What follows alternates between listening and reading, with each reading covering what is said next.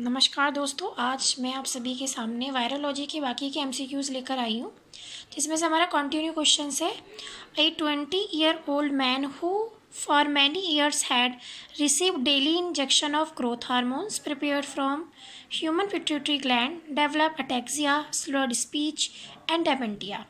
At autopsy, the brain show widespread neuronal degeneration, a spongy appearance due to many vacuoles between the cell, no inflammation and no evidence of virus particle.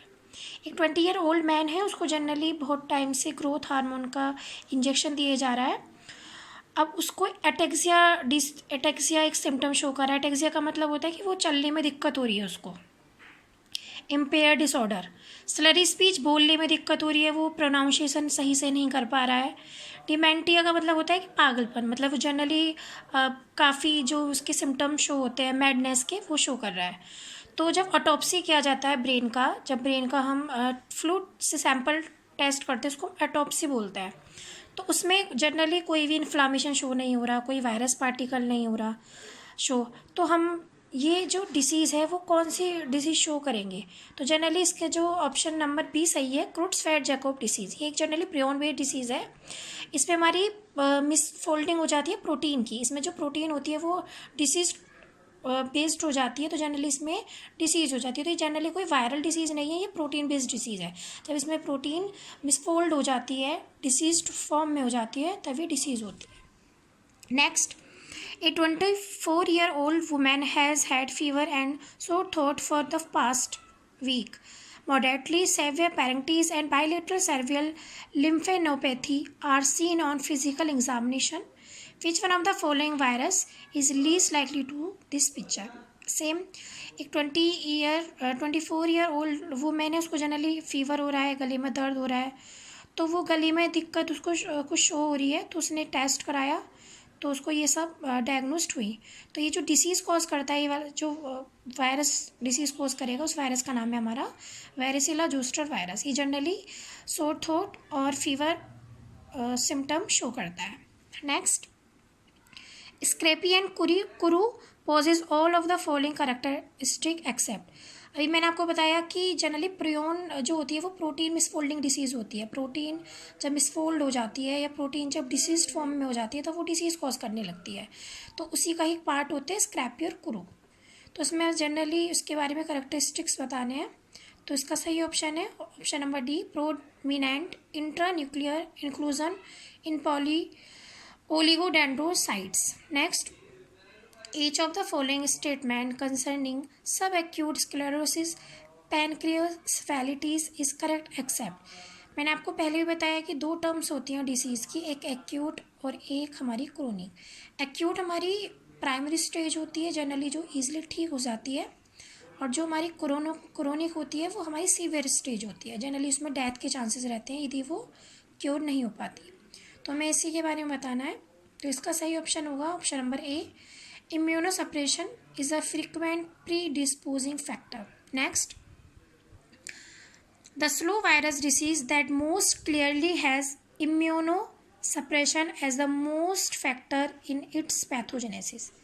Immunosuppressed person उसको बोलते हैं इसकी immunity weak हो जाती है। तो generally इसका जो पैथोजेनेसिस होगा उस व्यक्ति के अंदर वो होगा progressive multifocal leukoencephalopathy. Next, a 30-year-old man developed fever and jaundice. He consulted a physician who found that blood test for hepatitis S antigen and anti-hepatitis antibody are negative. Which one of the following addition test is most useful to establish that the hepatitis was indeed due to hepatitis B virus? तो हमें ये बताना है कि generally 30-year-old man था, उसको jaundice और fever हुआ, तो उसने एक फिजिशियन से कंसल्ट किया, उसने उसको ब्लड टेस्ट लिख दिया। Blood test generally hepatitis S antigen और एंटी हेपेटाइटिस एंटीबॉडी के लिए कराया, तो वो नेगेटिव आया। तो इसके लिए कौन सा टेस्ट जो होना चाहिए, कौन सा टेस्ट पॉजिटिव आया, तो वो आया एंटी हेपेटाइटिस सी एंटीबॉडी के लिए, क्योंकि जनरली हेपेटाइटिस के अलग अलग स्ट्रेन्स होते हैं, तो इसमें जो हेपेटाइटिस सी एंटीबॉडी है एंटी, उसी के लिए ये जो टेस्ट है वो पॉजिटिव आएगा। Next, Which one of the following is the most reasonable explanation for the ability of hepatitis B virus to cause chronic infection? हमें बताना है कि जो हेपेटाइटिस बी वायरस है उसके पास क्या एबिलिटी है कि वो जनरली क्रोनिक इन्फेक्शन कॉज कर देता है। तो वो जनरली क्या करता है, उसका जो जीनोम होता है वो डीएनए होता है, वो होस्ट के अंदर ईजिली इंसर्ट करके आगे की डिसीज़ को कॉज करता है। और जनरली जो हेपेटाइटिस बी डिसीज़ होती है वो sexually transmitted blood borne disease होती है, तो इस थोड़ा सीवियर डिसीज़ है। Next, the routine screening of transfused blood for hepatitis S antigen has not eliminated the problem of post-transfusion hepatitis, for which one of the following virus has screening eliminate a large number of class of post-transfusion hepatitis। तो इसमें ये बताना है कि जो generally आपको ये पता होना चाहिए, जो हेपेटाइटिस सी है इसके पास अलग अलग एंटीजन्स होते हैं, जैसे hepatitis S antigen, hepatitis C antigen, hepatitis C antibody. तो उसके लिए जो जनरली ये जो वायरस है वही उसी को ही हम एलिमिनेट कर सकते हैं कुछ ट्रांसफ्यूज़न के थ्रू। तो वो हमारा जो वायरस का ग्रुप है वो है हमारा hepatitis C. Next, a 35-year old man addicted to intravenous drug has been a carrier of hepatitis S antigen for 10 years। एक 35-year old man है, वो बहुत लंबे टाइम से इंटरवेनस ड्रग लेता है और उसको हेपेटाइटिस एस जो एंटीजन है उसका वो कैरियर हो गया, उसको डिसीज़ हो मतलब वो कॉज कर सकता है दूसरे अनदर पर्सन के अंदर। He suddenly develop acute fulminant hepatitis and dies within 10 days। Which one of the following laboratory test would contribute most to diagnose. अब उसको अचानक ही 10 दिन में उसकी डेथ हो जाती है, तो हमें कौन सा टेस्ट फेवरेबल रहेगा उसको डायग्नोस करने के लिए? तो उसका है option number D, anti delta virus antibody को जनरली हम यूज़ करते हैं इस प्रकार के वायरस को डायग्नोस करने के लिए। Next, which one of the following is the best evidence on which to base decisive diagnostic of acute mumps disease. कल भी बताया था 2 प्रकार के वायरस होते हैं, मम्स और मीजल्स। मम्स जनरली हमारे टॉन्सिल्स डिजीज कॉज करता है, मीजल्स पैचेस कर देता है। तो इसके लिए जो एविडेंस जो मोस्ट बेस्ट एविडेंस है इस डायग्नोसिस के लिए वो है 4-fold rise in the antibody titer to mumps antigen। Next, varicella zoster virus and herpes simplex virus share many characteristics। which one of the following characteristics not shared। Generally जो varicella zoster virus है और जो herpes simplex virus है वो बहुत सारे characteristics share करते हैं, क्योंकि जनरली जो ऐसे हर्पीस सिम्प्लेक्स वायरस है वो एक सेक्सुअली ट्रांसमिटेड वायरस है जो इजीली ट्रांसफ़र हो सकता है। तो जो कौन सा करेक्टरिस्टिक्स शेयर नहीं करते वो है inapparent disease manifested only by virus shedding. Next, herpes simplex virus and cytomegalovirus share many features। which one of the following features is least likely to be shared। तो इसका option number B ठीक है, congenital abnormalities due to transplacental passage। ये भी generally sexually transmitted virus है। Next, the eradication of smallpox virus was facilitated by several features of virus। which one of the following contribute least eradication। जो pox virus है उसका eradication काफ़ी time पहले हो चुका है, तो हमें जनरली ये कंट्रीब्यूशन बताना है कि जो इसके इरेडिकेशन में कम से कम था। तो it multiply in the cytoplasm of infected cell. Next, which one of the following statement concerning infection mononucleosis is most accurate.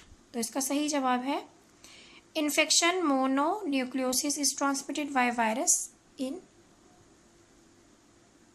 saliva। Next question है हमारा which one of the following statement about genital herpes is least accurate. तो generally इसके लिए जो option है वो है हमारा एसाइक्लोविर, जो है एक मेडिसिन होती है, एंटीवायरल ड्रग है, वो रिड्यूस कर देती है number of recurrent disease episodes by eradicating latent infected cell. Next question, There are several influenza virus vaccine administered in the United States. Regarding these vaccine, which one of the following statement is least accurate? Generally बताया गया है कि जो influenza virus के against जो vaccine होती है वो यूनाइटेड स्टेट में बहुत सारी एडमिनिस्ट्रेड है, बनी हुई हैं।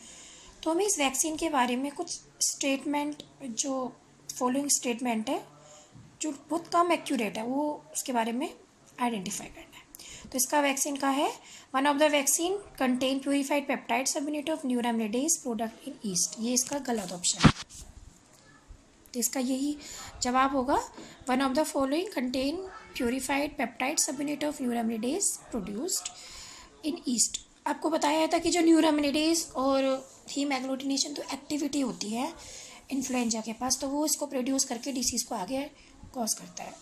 Next, which of the following is most common lower respiratory pathogen in infant.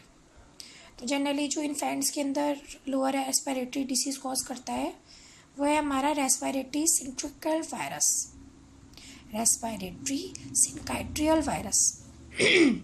Next, which of the following condition is least like to be caused by adenovirus. तो एडिनोवायरस के द्वारा जो जनरली लीस्ट डिसीज़ कॉज होती है वो है हमारी ग्लोमेरुलोनेफ्रिटिस। Adenovirus एक एनिमल वायरस है। Next, regarding the serological diagnosis of infection mononucleosis, which one of the following is correct? इसका सही ऑप्शन है, heterophil antibody is formed that agglutinated sheep or horse rat blood cell. Next, herpes simplex virus first is distinct from herpes simplex second in the several different way. Which one of the following is least accurate statement? मैंने आपको कल भी बताया था lecture में कि जो herpes simplex virus है वो दो प्रकार का होता है, एक जो लोअर एब्डोमिनल रीजन में डिसीज़ कॉज करता है, एक एब्डोमिनल रीजन से ऊपर वाले पोर्शन में डिसीज़ कॉज करता है। तो इसके बारे में हमें कुछ स्टेटमेंट, जो लीस्ट एक्यूरेट स्टेटमेंट है वो बताना है। तो उसका फर्स्ट ऑप्शन है HSV first cause frequent recurrence where HSV second infection rarely recurs. वही बताया कि जो HSV फर्स्ट का जो इन्फेक्शन है वो ईजिली उसको हम क्योर कर सकते हैं, बट जो सेकेंड का इन्फेक्शन है वो रेयरली ही रिक्योर होता है। Next, which one of the following statement about SRC gene and SRC protein of Rao sarcoma virus is incorrect. SRC एक प्रोटीन और जीन होते हैं सार्कोमा वायरस के, तो उसके बारे में इनकरेक्ट बताना है आपको। ऑप्शन नंबर ए सही है इसका, the SRC gene encode a protein with epidermal growth factor activity. Next, each of the following statement support the idea that cellular proto-oncogenes participate in human carcinogenesis except। इसका सही जवाब है option number C, the receptor for platelet derived growth factor is a transmembrane protein that exhibit tyrosine kinase activity. Next, each of the following statement concerning human immunodeficiency virus is correct except। Generally हमें HIV virus के बारे में जो option है वह बताना है, is correct except. Next, इसका ऑप्शन जो सही है वो है D, the presence of circulating antibody that neutralize HIV is evidence that an individual is protective against HIV induced disease. Next, which one of the following statement concerning viral meningitis and viral encephalitis is correct. ये भी generally एक throat से related disease होती है, तो इसके बारे में हमें ऑप्शन बताना है। Herpes simplex virus first is a important cause of viral encephalitis. Next, each of the following statement is correct except. तो हमें देखना है कि कौन सा जो स्टेटमेंट है वह करेक्ट है इसी एक को छोड़कर। तो जनरली जो एडिनो वायरस है वो RNA enveloped virus that are an important cause of sexually transmitted disease. Adeno virus कभी भी सेक्सुअली ट्रांसमिटेड डिसीज के थ्रू नहीं होता है और जनरली वो DNA का ही पार्ट है, एनवेलप्ड है उसका DNA वायरस। नेक्स्ट, और एडिनो वायरस एक human disease animal disease cause करने वाला वायरस है। Next, which one of the following statement concerning the prevention of viral disease is correct?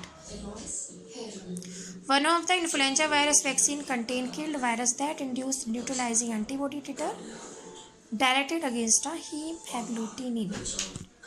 धन्यवाद।